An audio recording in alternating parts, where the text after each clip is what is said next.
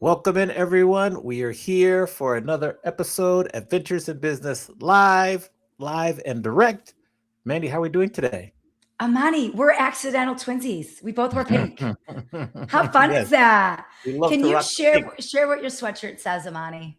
Okay, so it says the Amaniacs. So this is my crew during the pandemic that was supporting when I was streaming live on Twitch. I got all their pictures, made them all cartoons, and it's one of my favorite hoodies that I ever own. So yeah. Oh, it's so cute. I want to be. How do I get to be an Amaniac? What is Well, I that? Like have what? your cartoon, so when I make part two, you'll be on there. Yes. Yeah, Okay. I yeah. want So to you're be an there. Amaniac. I want to be Okay. in the next. Can it be purple? Because our show's purple. Can you do like an Amaniac or no? Is I that could is do that not you can present? get the hoodie in different colors already. So if you want it in purple, you can make it purple. I like a light purple, Okay. not a dark purple. So Yeah, I yes. like a light purple, like a little lavender kind of Yeah. thing. There you Yeah, go. I like Lavender is a it too. good color. Yeah. All right, you were in Nashville last week. What Yeah. were you doing in Nashville? And welcome home. Yes. I was in Nashville for an accelerator event for Brand Builders Groups, year three. So I was there learning about like growing my coaching program, growing the speaking, all the things. And it's funny because one of the big takeaways that they shared you can relate to is that in-person events are now more important than they've ever been. The more we get to using AI, the more important in-person events are. So that was a good takeaway. I talked to them about my coaching program. We asked a lot of questions. One of the most interesting takeaways is they released their big book in July, made the New York Times bestseller list. But they said they thought that the release of that book would cause them to get a lot of clients that would book more. But Mhm. really, it ended up being the lead magnet, which brought clients to them, but they still have to do a couple extra steps to book more clients. That was very interesting. Then Mm. the co founder, AJ Vaden, she agreed to be on our podcast. So that's good Heck too. yeah. Yeah, Yeah. it's awesome. Yes. Yes. So that's the summer. I came back and I was on a panel for a book empire event here in Vegas on Friday with Julie Broad, a former guest. Awesome. And then I rested over the weekend because I was a little tired. I'm glad you rested. Did you get any pancakes? Did you have any sweet treats, your favorite? No pancakes this weekend, but soon. Just So slacking. it made me sad. But what did you do to celebrate International Women's Day? Tell us about that and how did it go? Oh, Amani, I had so much fun. I had two girlfriends over for dinner on Saturday night. 25 years we've been friends. And we just giggled and hooted and hollered. And we sat in the backyard and we drank martinis. We only had one. We're so lame because we can't drink anymore. We had one martini and maybe a half a glass of wine, but we had great food. And the night was beautiful. And Luca behaved, which was great. So that was awesome. And then Sunday, I wanted to gather just girls. So I created a flyer and Mm, said, I will be at this place from 1 to 5 o'clock.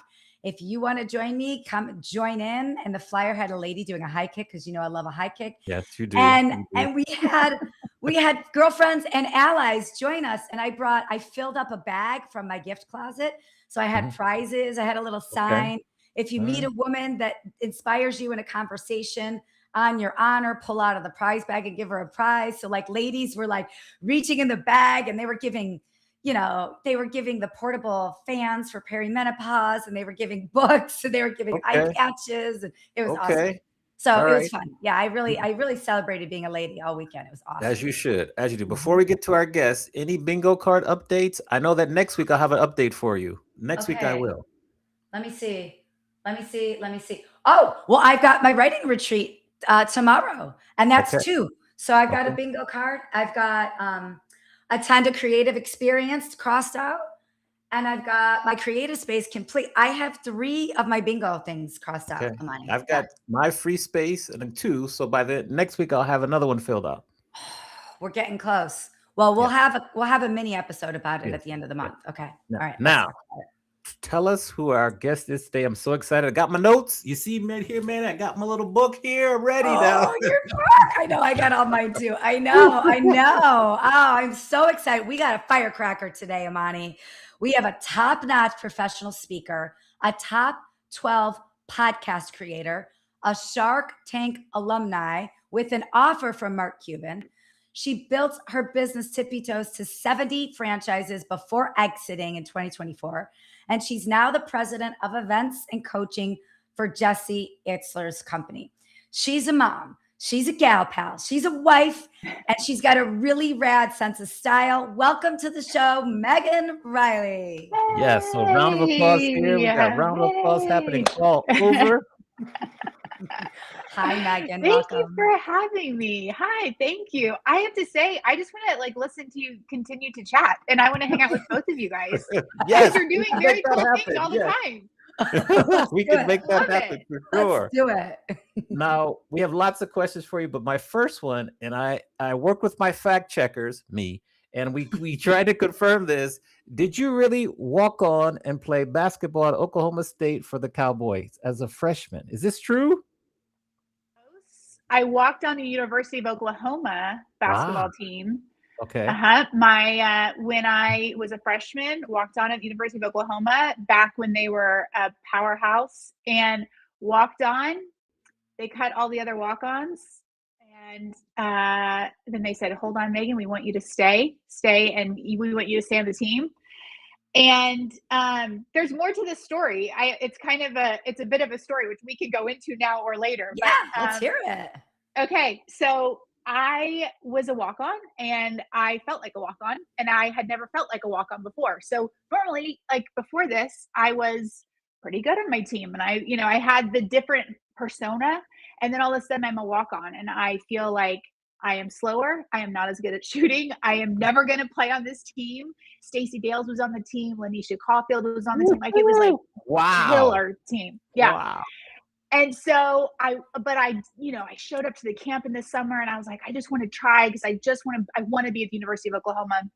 But as soon as I started playing with them and going to 5 a.m. practices and on the practice football field, I was like, oh my gosh, they are bigger, stronger, faster, everything than me. Like I was like, and that was all I could think about was like how out of my league I was. And so they brought all the walk-ons together. They were like, thanks, but no thanks. You guys are all cut. And I was like, yeah, that tracks. Like we kind of suck and you shouldn't keep us on the team. And I walked away, and the coach came and he said, Megan, come back. He said, this was the assistant coach. He said, we want you to stay. And honestly, I was like, in my head, I was like, why? I'm not gonna, why do you want me to stay? But I said, okay, coach. And I kept coming to practice early mornings, just grinding it out and thinking all along, like, I am not ever going to contribute to this team. Why am I here? And that's the only narrative I had going in my head. And after more weeks of that and just feeling like it was just too big for me. I just didn't belong there. I felt like they were pitying me. I thought they were just giving me this bone for some reason. I couldn't really figure it out. I went into Sherry Cole's office and I quit.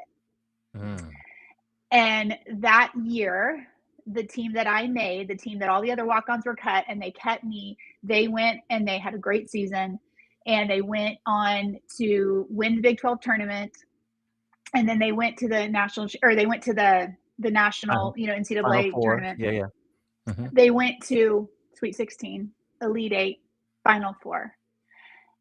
And then they won the Final Four game. And so they're in the national championship.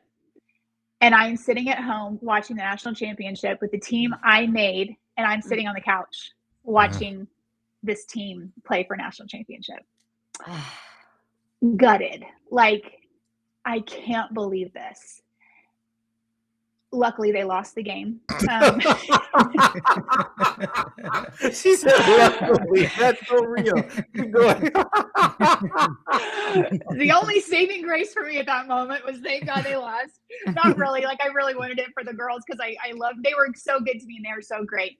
But that lesson, that was one of those lessons. It's like, I can talk about it now, but I was lost and sick for years. Like, why? Like, I couldn't figure it out. And it took time on the back end, which normally now in these podcasts, it sounds like, oh, you just figured it out on the fly. No, it was brutal and terrible in the whole process. But what happened for me over time is I reflected and I thought about it. And I realized that what the coaches saw was someone that would have never quit, who would have been great in the locker room. I would have been a great ambassador for the program. I would never have gotten in trouble. I would have helped the GPA. I would have been like fun in the locker room, but pushed them on the court. No, I wasn't going to take a starting spot ever. That wasn't going to happen. that's a reality. Like that's okay that's a reality. But what I missed is all that I could have offered, because all I was looking at is all I was short on, and all the things I didn't come up on. And so that's shaped me in my professional life, because I will never be Megan Reilly sitting on the couch because I walked away from an opportunity that felt too big. And that's what the University of Oklahoma, walking on the basketball team, it felt too big for me. I couldn't handle it.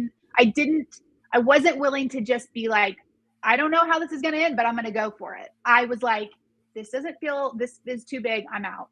And it was brutal, and it was sad, and it was awful. And it took me a lot of years to put all that together, but it's helped me now. It's now part of my keynote. It now, when Jesse Itzler first called me and was like, hey, will you do this? And I was like, I don't know how to do that. Why? What? You want me to do that? No. I'm like, nope, I'm not going to be Megan on the couch. I'm going to be, sure, let's do it. So anyways, the fact is pretty close, University of Oklahoma. And it's a really important story to me. So I love getting to start off with that, because it's one of my, it's a pillar now for me in my life. Like, if the table feels like you don't belong there, just sit down and learn what you can learn, and be yourself and do you. Like, I was trying to be Stacey Dales. I'm not Stacey Dales. I should have been Megan Lowry at the time. Like, that's who I should have been. And that's what the team needed. And maybe if I would have stayed, there would have been a different outcome. You never know. So yeah. Good answer. Point guard or shooting guard?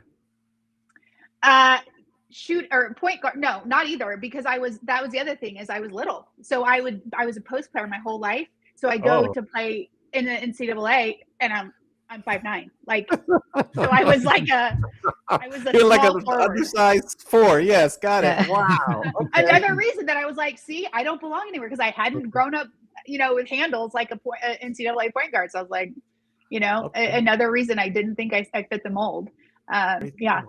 Great story. Thank you for sharing. Mandy, I will segue that to you. Good job, fact checkers. Good job. Good job, fact checkers. If anybody has any questions, pop them in the chat too, because we'll yell out your questions. But Megan, something you just said reminded me of a past guest we had on, and she talked about writing your own obituary, and not like your real obituary, but like, who are those caricatures of your past that you're putting to rest, that you're like buried, and what would you say about them? And I feel like the more you talk about this, Megan on the couch is like, you're writing Megan on the couch's obituary. Like, that girl, she does not live in your space anymore, right? Like, we put her to rest. So that's she's gone. Yeah, I know that's a great way of saying it. And I like to remember her every now and then, because I will still find myself with like moments are too big. Like, how is this this opportunity? So I like to remember that she's there. But yeah, I don't act on her ideas anymore. Yeah, she gone. I want to pay you a compliment, because I just attended an event that you strategized and you planned, and from registration. So I attended the Built to Speak retreat, which is put on by Jesse Itzler, you and the Jesse Itzler team. And from registration to execution, this event was so good. Like, the speakers, the flow, the content, it was so thoughtful. And as an attendee, I felt like it flowed so well. And for me personally, it was very transformational. And I just think when you're producing events, like, that's everybody's dream. Anybody can put on an event, right? You can like do the schedule and do the registration, but like, to actually have impact, that is so, so meaningful. So as you're growing like these events and these retreats side of this business, like, how are you thinking about programming flow and content? Like, what does that strategy look like for you? Well, thank you for that compliment. Coming from you, it's like huge, because you are like an expert in the field, beyond an expert in the field. So that means everything to me. And I also must say, being able to run an event with someone like you coming, your encouragement and your kindness and your engagement with everything, it was like, it's nice, because I think sometimes we forget everybody's a person and everybody likes to be called out for whatever it is. So, and you did that the whole time. So thank you. With anything that we're doing with Jesse's events, it is about like a ridiculous amount of value and content. And Jesse, every time we have conversations about it, he's like, I want it to be so powerful. I want it to move the needle. I want to really have people not just like be passive. We want people to really feel like they have had some sort of a growth moment, some sort of something they're going to take on with them, something that will make them a little bit different going forward. And the truth is that when that's your main focus, that's all we thought about with, the people that we brought in and the experts that we brought in, like and then how can these people all play together? To me, it's a big puzzle piece, and it's a big puzzle. And you're thinking like, it can't all be the same color. It can't all be the same shape. They all have to fit together. And I think it's being obsessed with bringing value and content for people that can weave together really nicely. I think that to me is the combination that's really important. It doesn't hurt when Jesse is involved, because he's always like, he just goes like just to the next level always. Like it'll be like normal, and then he'll be like, what if, XYZ. And then you're like, yes, that is so cool. So it's helpful to have a leader like that too. Yeah. And then building community. Because I think that's the other thing, right? You want people to come back to your events over and over again. And it's getting people to sign up is one thing, getting them to be engaged and then tell other people about it and come back. So from building the community for all of this, like, what do you think is the key to building a durable events community, or just a durable community? Like, can be translated to business community or a soccer community or whatever that is. Like, what do you think the key to building a durable community is? Yeah, I love that question. And I would say, like any event, it's always, to me, the community is the underlying X factor that can make it like such a different experience for everybody. Because the truth is that lives on well beyond any speech or any presentation. It's the community that it's like the heartbeat that keeps on beating long after any event. And I think that's incredibly powerful for anyone running events or anyone creating community. Is also, being really authentic with everybody and, I feel like sometimes things are too polished or too like, this is how it's supposed to go. And this is and I just feel like being very human is very important. And so like, we kind of joked during the event, like, oh, you know what, we're going to switch. We're going to go to Jesse's house instead of go here, or whatever it was, that letting people in on it with you is important. So we've had another community called Adventure Club, and they, is a community that you end up feeling like you're a part of something bigger than you. And you do that by helping connect people, by connecting dots for people. That's kind of what I think our team tries to do too, is like, oh, you know what, it would be really great if you connect with so-and-so. So being a facilitator, I think that's part of it too, is meeting the people and being able to help make those connections as you go.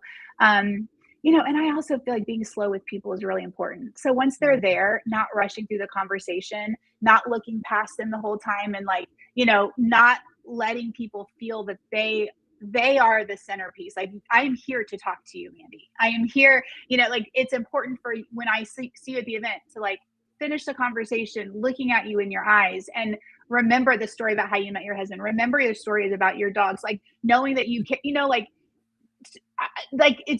it's remembering that people are the most important, and you need to be slow with them and not just run through the event to like check off the list. It's about making the connection with people.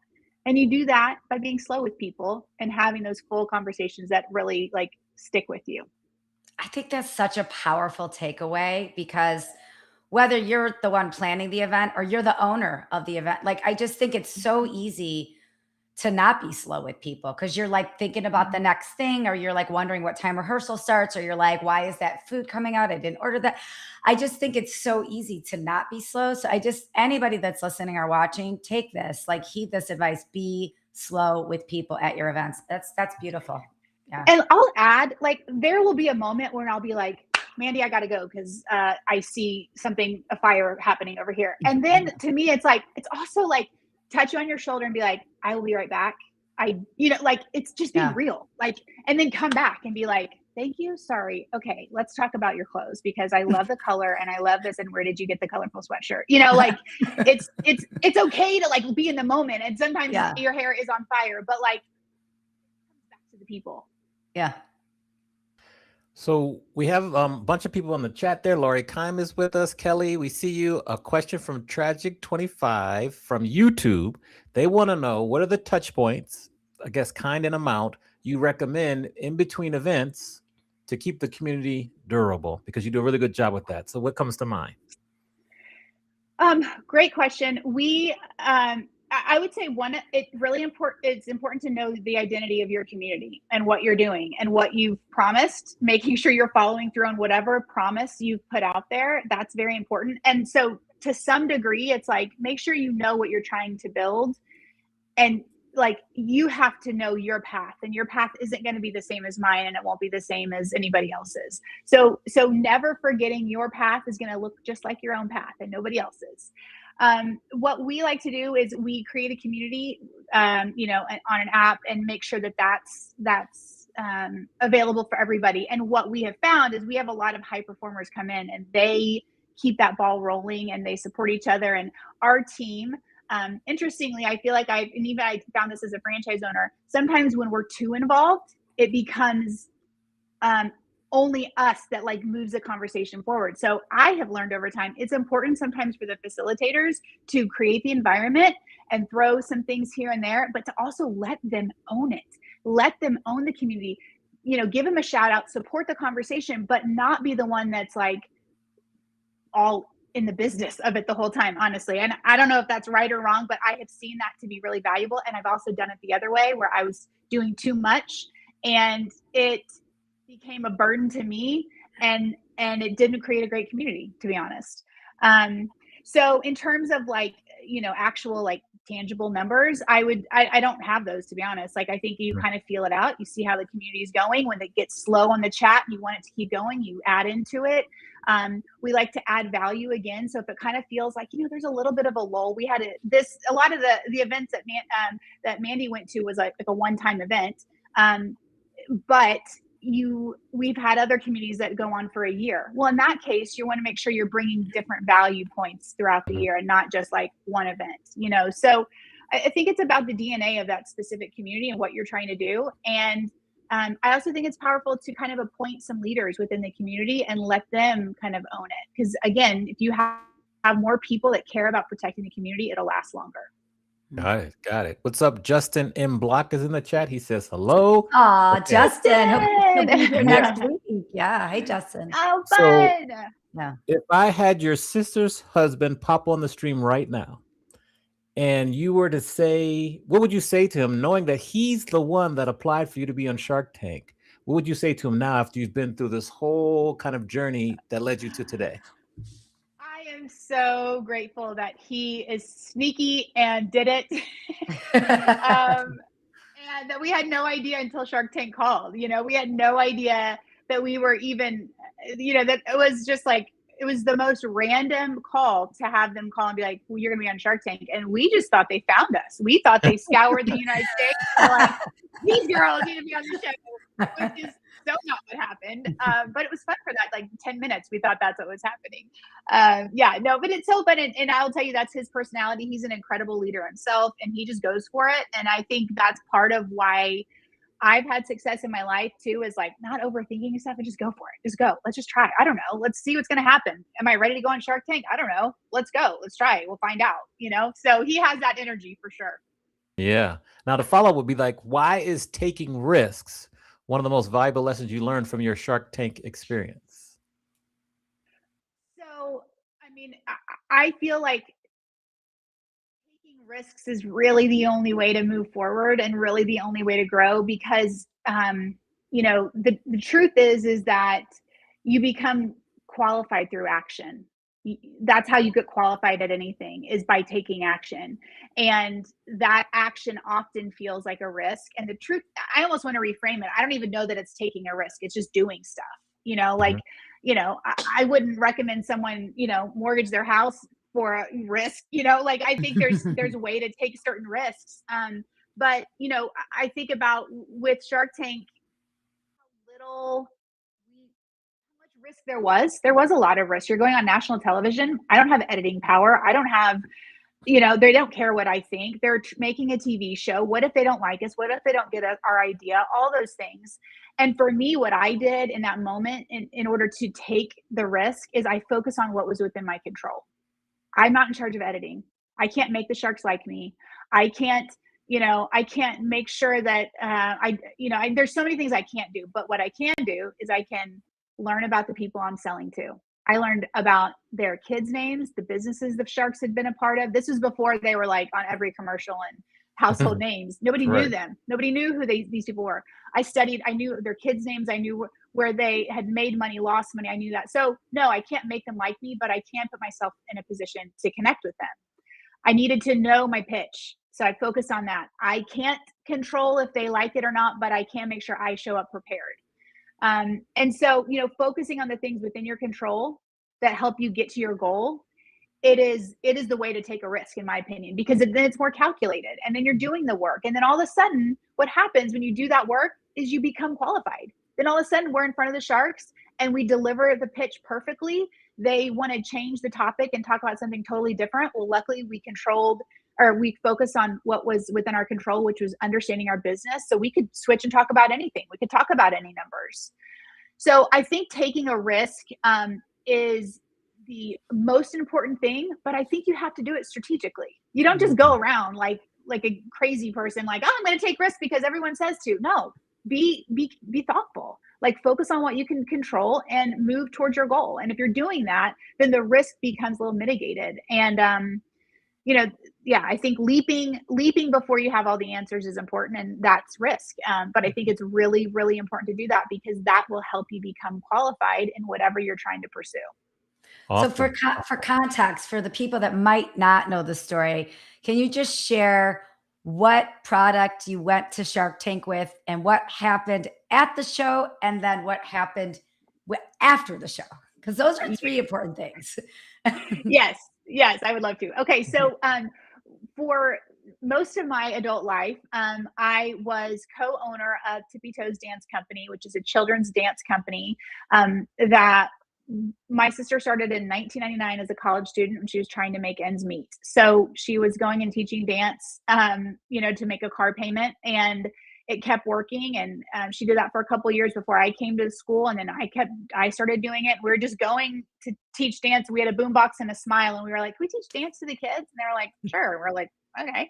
And by the time we graduate, it's a business. It's like a real thing, making money. We were always in the black because we were going into daycare. So we didn't have a building. We didn't have a lot of overhead. We were using what was natural to us. We grew up dancing recreationally. So it was like effortless because we were leaning into our natural talents, which I think is another really important thing that people should do more of, is like, it was so easy to start the business because we were doing something that came easily to us, And so we built the business over years, and it was 10 years later that Shark Tank came out, and we'd love watching the show. Like we used to come home from school and put on a business suit. Like I was a nerd, but I loved the idea. I'd come home and pretend like I had my own business and what a nerd. But anyways, I loved it. And I always like loved the idea of building and creating and leading.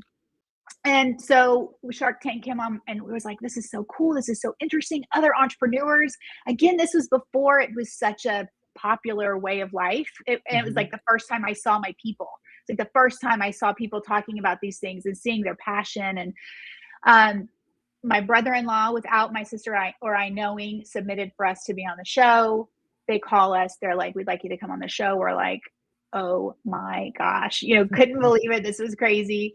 We get out there. It's a wild experience. We had no idea. They don't promise you anything. You don't know what's going to happen.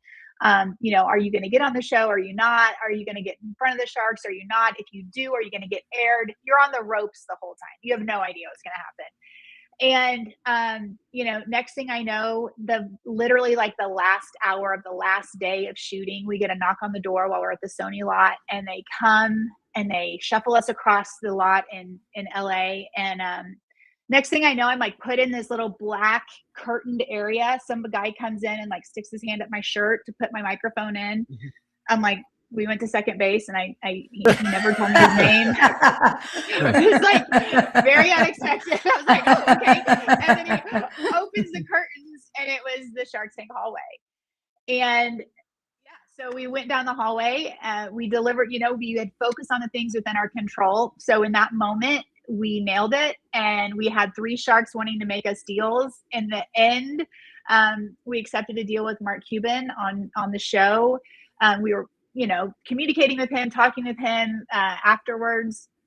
And push came to shove, and it wasn't, when you get into the nitty gritty of it, we wanted to make some adjustments to the agreement, and it was not received, and it was like, absolutely not. And so he said, thank you, but no thank you, which he was not happy about at all. He was very mad. And then we went on to continue to build our business. At that point, we had just started franchising. At the time I exited, about 15 years after that, 14 years later, we had 70 franchises in the United States.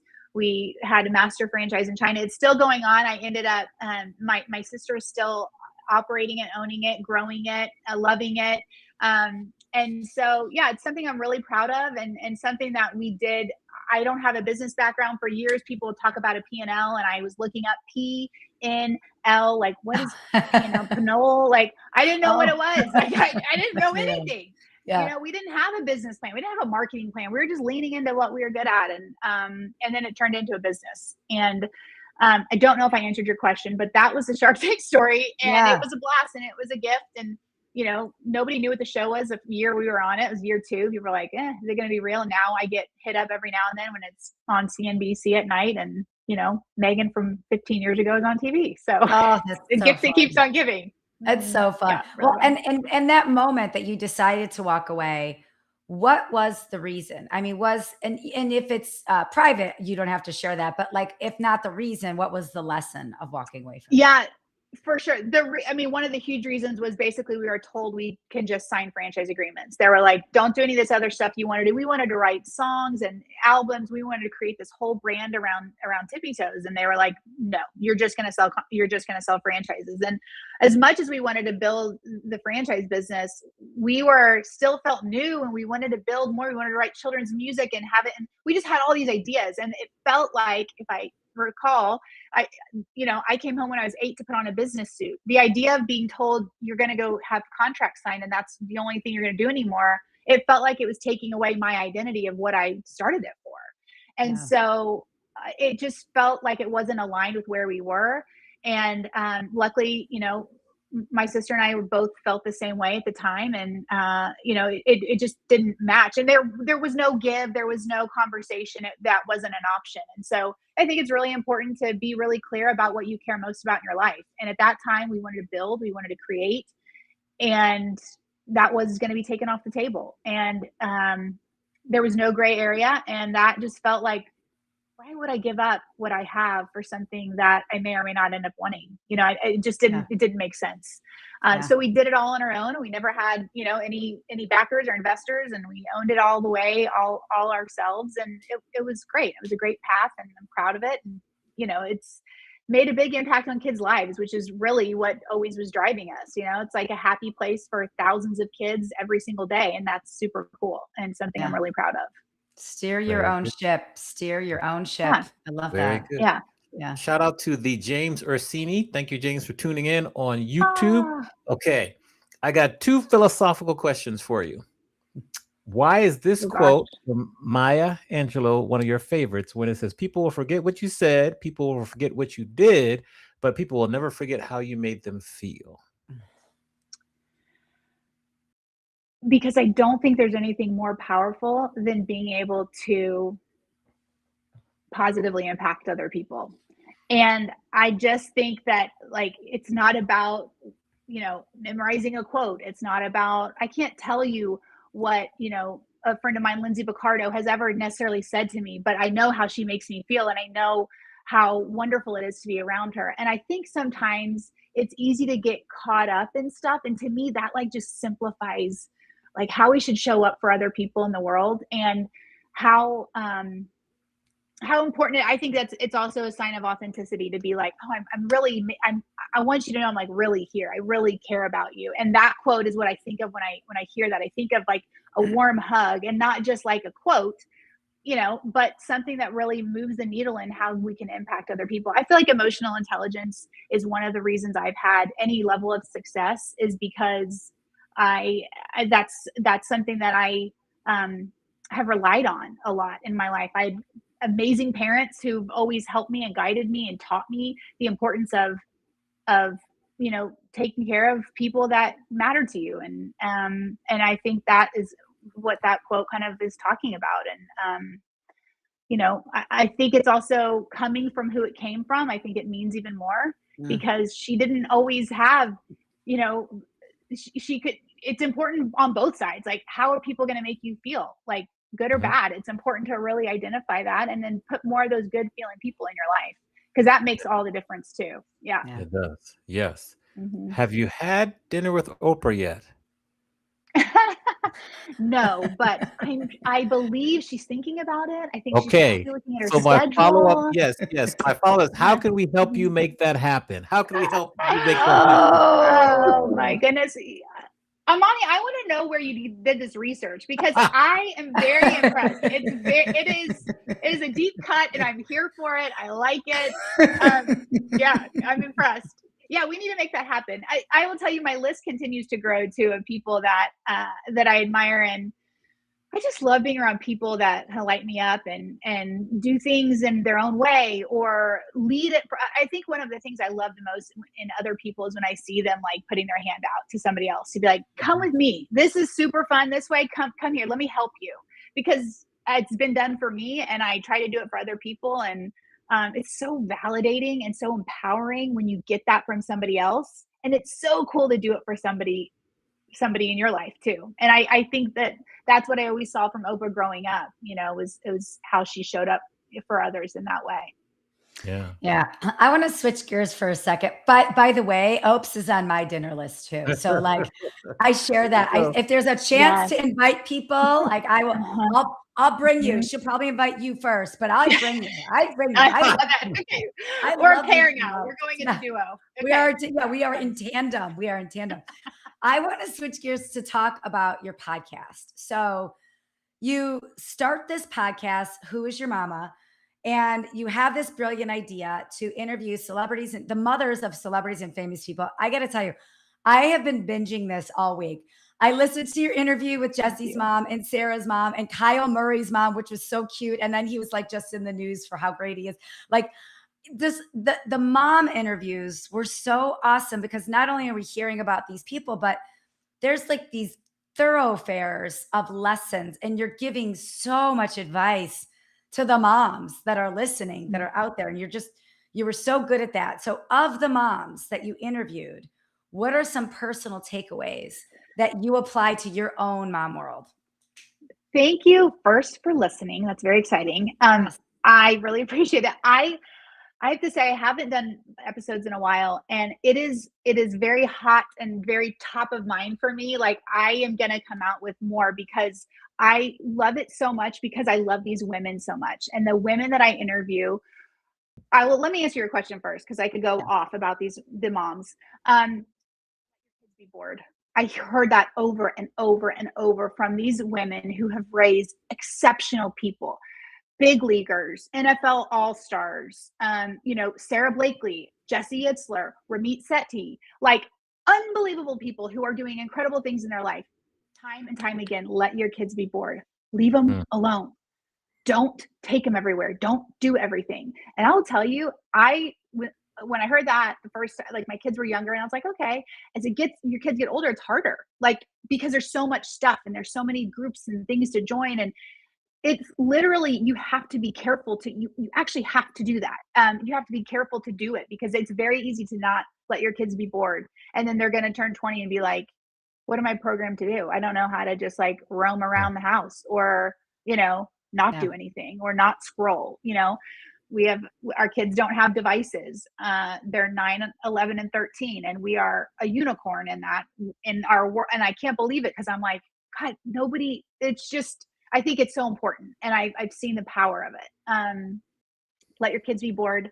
And then I would say another one is just like love them like crazy, like encourage them, empower them. You are not going to change them. So just empower them to be who they are. Like, your kid knows who they are, and they don't need us to be telling them who they are. They are well aware. And it's our job as a parent to see them for who they are and show up for them the way we need to as a parent.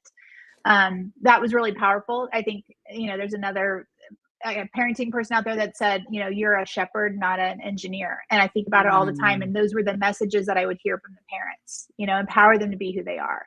So that's really important. And I think at the end of the day, a lot of them, what I took to heart was they were like, I didn't know what I was doing. Because as a parent, sometimes you're like, I should know what I'm doing. And you don't. And so to hear it from these legends, like, okay, so you didn't know what you were doing either. And then you loved them, you let them be bored, you gave them space, you supported them, and everything turned out okay. You're like, oh, okay, I can do that. Yeah, got it. You're like, check. I got it. Yeah, I can do that because it can be daunting at times. So, but the women are incredible. They don't care. Half the time they're like, what is this podcast? Who's going to listen? I don't even know why you want to talk to me. And then they would open their mouth and I would be like drooling with an admiration for them. Like they're so brilliant and so smart and so caring and so kind and so thoughtful. And they are not trying to promote anything. They don't care if you like them or not. They don't care if you follow them or not. There's no way to follow half of them anyways.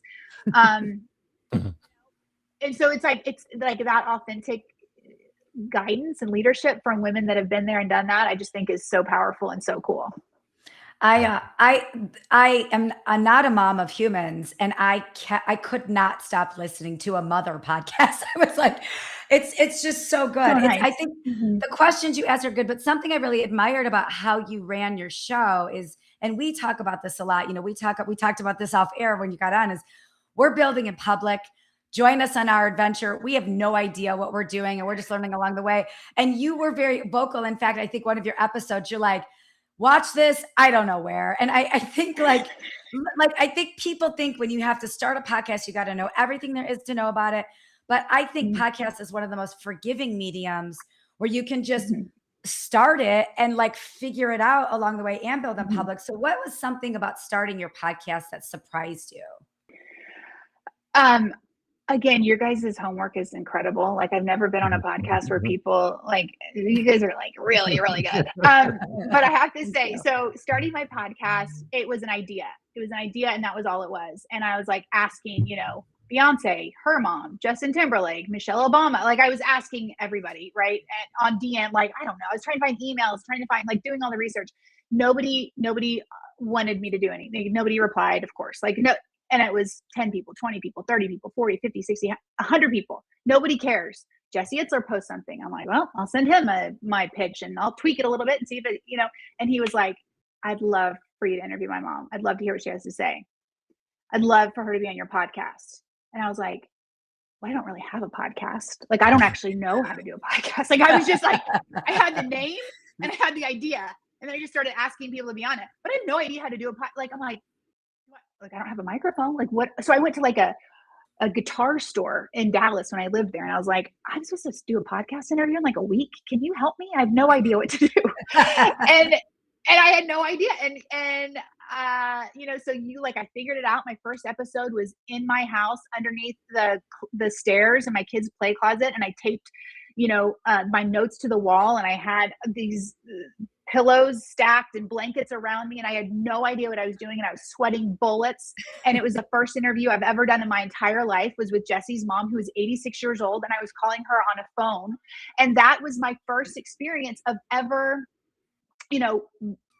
doing an interview, and I was intimidated and overwhelmed. And when I finished the episode with an 86-year-old woman who had never been interviewed, she was being interviewed by me, who had never interviewed anybody, I like fist pumped. Because it wasn't about the bells and whistles. It wasn't about my studio. Nobody cared about my microphone. Nobody cared what anything. They didn't care what my questions were or anything. What mattered was the content. What mattered was the heart. What mattered was it was two moms connecting who really wanted to talk about parenting. And that works. That's all you need, really, is like coming from an authentic place where you're going towards something that you care about and that the guests cared about. And that's where the magic came. I had no clue what I was doing. I had no idea what I was doing, and I didn't even have a plan for where I was. I didn't even know. I just was trying to develop a personal brand. So I picked a topic that I cared a lot about, which was parenting. It didn't really make sense because at the time I was a franchisor. Like many people probably were like, don't do that. Why? It is not on brand. Yeah. But it was on brand for me, And so I just think so many times when something lights you up, you just have to follow that. Like if it's something is lighting you up, there's a reason it's lighting you up, follow it, follow that fire. There's something there. And my second interview was with Sarah Blakely's mom, so like Jesse heard it. He was like, oh, this is amazing. And I was like, it is? Okay. I was like, yeah, great.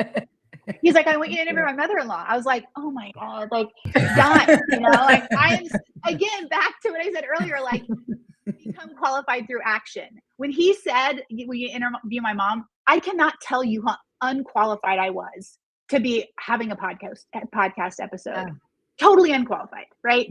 But like, I showed up and I cared a lot and it worked. And, I think all the bells and whistles and all this starting pretty and like it has to be a certain way. No, it doesn't. It doesn't. And you know what? On the back end, if you don't have the perfect website or the perfect Instagram thing, I didn't know what I was doing. And you're right. On the thing, I was like, you can listen to this where I was like, I don't know, because I was the one that was going to edit it. And I was going to be the one to figure out where I'm going to post it. I was like, I don't know where I'm going to post it, When you said you could listen to this, you're like, I don't know. I'm like, I love this. Like, this is so real. It was so great. Very real, that is for sure. It was so great. We've come to the time of the show now where we have to flip the script, which is going to be very interesting. So now you can ask any one of us a question. Doesn't matter what the question is. Nothing's off limits. So who you going to ask the question to and what is said question? First, we each get one. Okay. So at the beginning, you were talking about your sweatshirt. Yes. You said something like, I have your cartoon to Mandy. So I would like to, I need more conversation around that basically. So do you draw cartoons? Okay. Why the cartoons? I need more to that because I think that's very cool. There's a comedian, Kevin Nealon does like these caricatures that are really cool. And I'm so fascinated by any talent that people can do things like that. Do you actually draw them? You don't draw them. I do not draw the cartoons. I have a guy on Fiverr that will draw it for me. Okay. On my previous podcast, every episode I take my picture and the guest picture and make it a cartoon, and that will be the cover art. So I did that. That's how I first got started. Then I made this hoodie when we have like the people from Twitch who were supporting me during the pandemic and I was streaming live DJ sets as a DJ. Then Mandy and we have our cartoons as part of our, we have like a big banner. We take the trade shows and all that. So that's the thing. I just think cartoons catch people's eye and it really starts a good conversation. So that cartoons kind of come from, and I love them. And I use one of them as like my avatar on many, many different social media platforms like Slack and all that. It's my little guy pops up. It's actually not my brand or whatever, my brand logo, which I'm going to change it to. So yeah. Okay, I love that. And I totally agree that it always like, I can picture you right now, your Instagram, because of your cartoon, and I feel like there's something sticky about it. And so, thank you for sharing that. Okay. Mandy. Okay. My question, because I know you're a great speaker and because you are often in front of people, I'm curious when you are, and I'm sure that you have people that listen to that have, go on stages and speak as well. I'm curious when you're on stage, when you're speaking, when you're talking to groups of people, what is like, you can either pick your thing that you love to see in the audience or the thing that you're like, this is the worst if I see this in the audience. Like, because I didn't know what it was like until I became a speaker. And then you realize when someone's like, you're like, oh my God, you're killing me as a speaker. So now when I'm anywhere, I'm like this the whole time. I'm like, because I just know as a speaker, you like die in your soul when someone's yawning. So I was curious for you, Mandy, do you have anything that you love to see in the audience or that you find to be a challenge or both? Oh, I love this question. Really quick on the yawning though. I used to freak out about yawning. And then I realized sometimes it's really cold in those rooms by design. And yawning is a natural reaction to being cold. So I got over the yawning, but I just passed. You're like, you're cold. I'm like, you're cold. I love it. I'm cold too. So, okay. Something I love is people taking notes. And one time I was speaking to a bunch of YPO people and I asked for a testimonial and the person came back to me with, I knew this was a good speech when everybody in the audience was feverishly taking notes. Like the word feverish, I was like, oh, I love that. Like that's like love language. But when people are taking notes, whether Mhm. they're like Yeah. handwriting or on their phone, I don't assume if people are on their phone that they're like checking their emails, because a lot of people use their Yeah. notes app, right? So Yeah.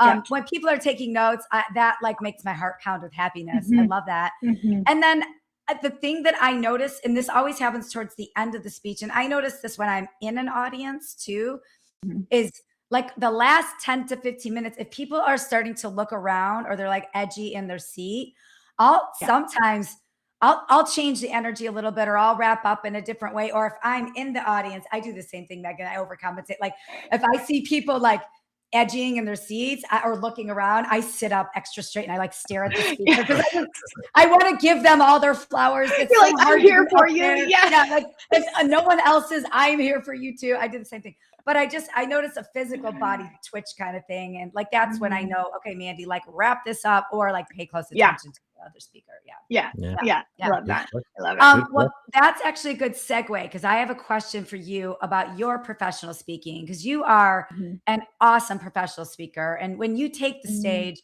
you inspire people to take one little action, even if they don't know what they're doing. I think evidence would show like you have a Yeah. theme here, right? Like just take the action if you don't know what you're doing. Yeah. So what's one little action that you've taken that has led you down an incredible path? In speaking or just in general? And speaking or in general, whatever comes up for you when I ask that. I mean, you've already talked about Shark Tank. You talked about emailing everybody and Jesse responded. Like, is there anything else like when you're on stage that you're like, God, I just wish if they would just take that little action, like they just the pot of gold on the other side is so amazing. Yeah. You know what I think people, it actually kind of goes back to the basketball story. What I think a lot of people miss is like what comes really naturally to you could be groundbreaking to somebody else. Hmm. And you don't see it because you're like, oh, that's not that big of a deal. Like for me, it was like, well, I mean, yeah, I'll be a good teammate, but that's not a big deal. Well, Yeah. it actually could have been a really big deal. When I go speak, actually, just out of curiosity, can either one of you sew a button on a shirt? No. No. Okay. If Sorry, you saw Mom. I know my somebody, mom's listening. Sorry, yeah. Mom. I know you taught me that. So I love that you both said no. It's very funny because usually in an audience, when you're in it, you can imagine you're in an audience and I'm like, who can sew a button on a shirt? And most people are like, on a shirt. And I'm like, I can't. I don't know how you do it. I've tried and it doesn't work and I can't do it. And but like when you can do that, you're like, that's not that big of a deal. So I think that there's a blind spot for people at their own greatness because it's what comes naturally to them. It's what comes easily to them, and it's really meaningful to other people. And so, to me, that's the green light to keep showing up as yourself, and don't take yourself for granted. Don't take your special gifts for granted. Don't take the things that you can do easily or that you're excel in.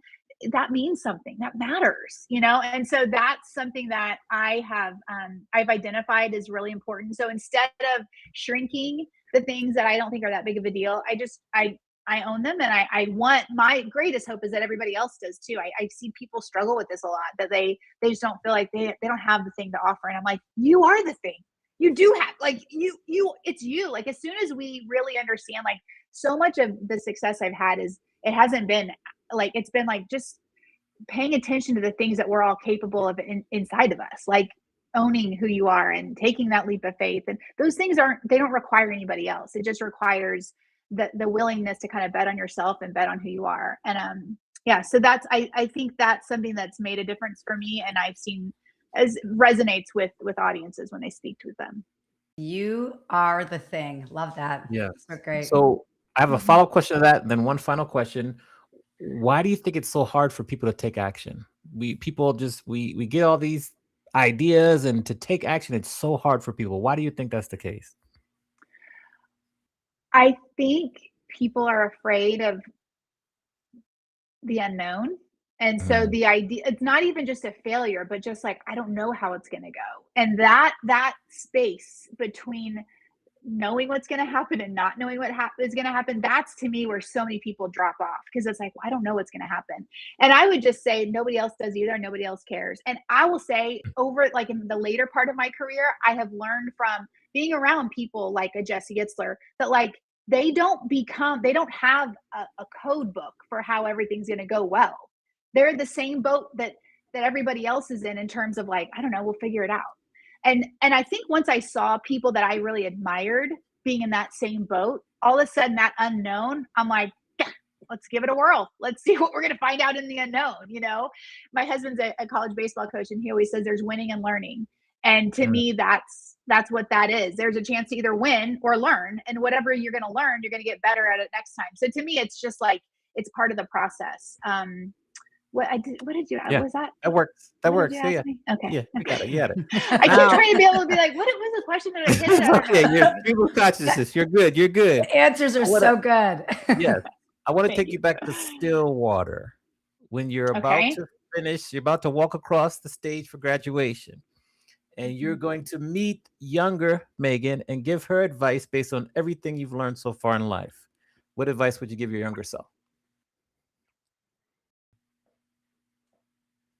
The advice I'd give to my younger self would be to let it rip. Like, to like, you know, like go, like be aggressive. Like I was timid for a lot of years, and I don't know if it was politeness or if it was like, you know, I'm a rule follower, and I, you know, got good grades, and, you know, like was good on the basketball team. So it's like, I felt like I was always kind of safe, and I didn't ever just like let it rip until I got older and I realized how fun it was to be like, oh, I'll do that. You know, like I think there's an aggression that I would have loved to tell myself to like unlock right away. Like just go for it. Like go for it. Be aggressive in your life. Like kind of like love your life big. Like go after it. You know, there's no like politeness needed. You know, be the biggest, loudest, most authentic version of yourself that you can be, because that's the most fun, you know, is when you find that lane where you can really show up as yourself. And you know, nobody cares what you're doing, so like be as much of yourself as you can be, and like enjoy it, you know. Okay. Yeah, I think after talking to you for about an hour, if you had stayed on the team in Oklahoma, they would have won the national championship. You were the Michigan Dreamers. That's what I think. So with that, I'll leave that as my parting gift for you.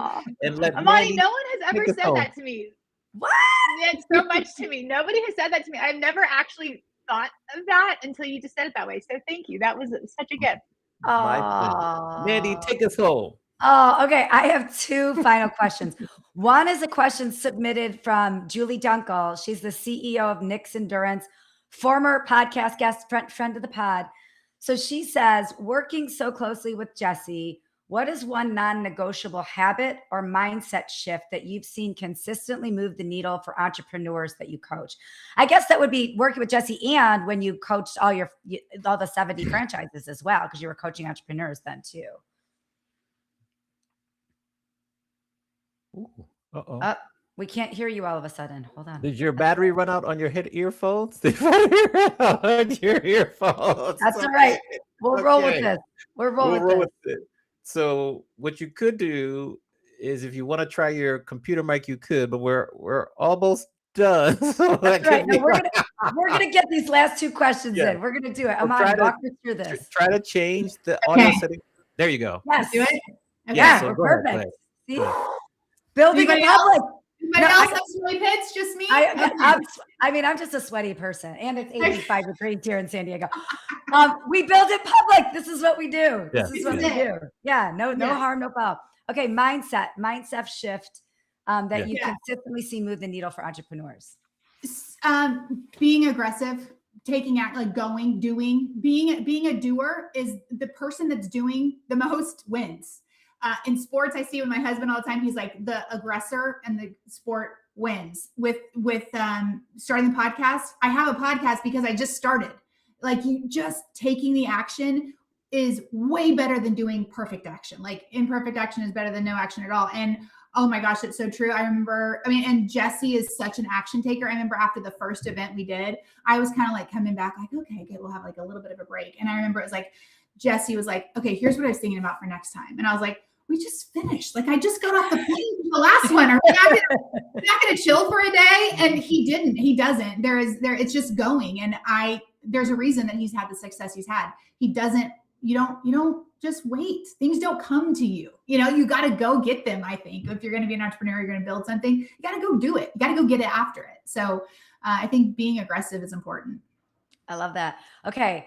I find 2 more questions. Sorry, Amani. I know this is what I do. Okay. Amani asked about teenage-ish Megan. I want to go to the way back machine to like 7 or 8-year-old Megan, the one wearing the business suit. Mhm. What is Architecture Alley? Oh my gosh, the research is unbelievable. It's like Architecture a Alley, chef's kiss. it's unbelievable. Architecture Alley was my architecture firm that I had as a 7-year-old, and I would come home and I would be like, I would like find something and be like, Architecture Alley, this is Megan. Can I help you? And I stapled everything, and I just wrote a bunch of notes to nobody, and I would draw houses on pieces of paper like I was an architect, and they all looked the same because I had one type of house I could draw, and that was it. So that's what Architecture Alley was. Thank you for asking. It's You're welcome. Yes, it is no longer inactive. It's closed. It's exited. You've exited. Yeah, I exited Architecture Alley. Yes. Sunsetted Architecture Alley. You've spent an hour plus with us. This has been amazing. My cheeks are aching. You've supported us. How can we support you, whether it's a Jesse event or it's booking you as a speaker or whatever else you have going on? How can we support and lift you up in everything that you're doing? So awesome. What an awesome question to offer up to people. So thank you for asking. I would say 2 things. One, I love speaking so much. It's such a joy. I love to empower groups of leaders and people that are building things, people that are leading companies. I think it's just important to hear stories. And I love to share the stories from working with Jesse, from being on Shark Tank, from working on a basketball team, from building a international brand. Like those things are like, to me, speakers are great when they can tell the stories, and the stories are where all the lessons are. So that's one of my favorite things. So I would love to speak to people's groups and companies. And then so right now we are planning for this event with Jesse. It's called Built for Leadership, and it is going to be at Duke University. Legendary Hall of Fame coach K is going to be joining us, former Duke players. We have a special guest that I can't quite announce yet, but it's going to be mind-blowing. If you love Duke, if you love sports, if you love leadership, if you love college athletes and that leadership that comes from that world, this is like a mind-blowing event. Jesse will be there the whole time. It's going to be bonkers, and it's going to be super fun. So if you want to come hang out with a group of like high-powered movers and shakers in the world, that's the place to be at the end of April. So yeah. I must interject. I grew up and still am a loyal University of Maryland fan. And one thing you know about anyone from Maryland is we hate Duke. However, I would still consider coming to the event because of you and Jesse, but we hate Duke. Coach K is like the devil to us, although we respect him and we know he's a beast. He still broke our heart too many times. Okay, Mandy, back to you. Amadi, do you feel better? You got that off your chest? Counseling session. I get it. It's so great. We've got Megan's website rolling across the ticker. We'll put the Jesse events website in the show notes. But real quick, do you want to give a couple quick websites, Megan? People can track you down and find you. Yeah, you know what? LinkedIn is one of my favorite places to be. I love that. So hit me up at LinkedIn. I'm Megan L Reilly, and my website's got more info on my speaking. And then Jesse's website's great with like all the fun events and things going on. There's never a dull moment over there too. So but that's it. I'd love to connect with people and love to have people reach out afterwards. And I love supporting other people. So if there's something that someone listening, if I can help with, or if I can give any piece of advice or whatever, don't hesitate to reach out, because I've had a lot of people reply to a DM or a question of mine along the years. And so I always try to do that if I can. It's beautiful. Well, thank you very much for being an amazing guest. It's been great to chat with you and laugh with you and learn from you. So we're just very appreciative of you being with us. So we're going to give you a round of applause. Put your degree real quick. So round of applause here for Megan Reilly real quick. We have applause. Yes. Thank you. Thank you. Thank you, Megan. It's so great to see you. This is awesome. Yeah. Okay, put you back in the green room real quick. Okay, Mandy, we are all done for the day. Amazing show. What do we have to look forward to next week? Next week, we have Justin Block, CEO of Block Adventures, investor, mindset expert. He also recently exited his company. He's a great guy. I got to sit next to him at Jesse's event in February. So we're just gonna keep this whole Jesse vibe going. We've got all Okay, these it's the different Jesse new, month. Yes, all it's these the Jesse month. these new community friends that we've Yes. met along the way. Yeah. So Justin Black will be with us next week. Okay. Yep. Thank you everyone for watching and listening live. Make sure that you subscribe to us on YouTube. Feel free to share with a friend. Give us a rating or review. Thanks to our amazing guest today, Megan L Reilly. And with that, we will see you live next week, 4 p.m. East Coast, 1 p.m. on the West Coast Got it. time zone. And thank you for your support. Bye, everybody. Thanks for being here.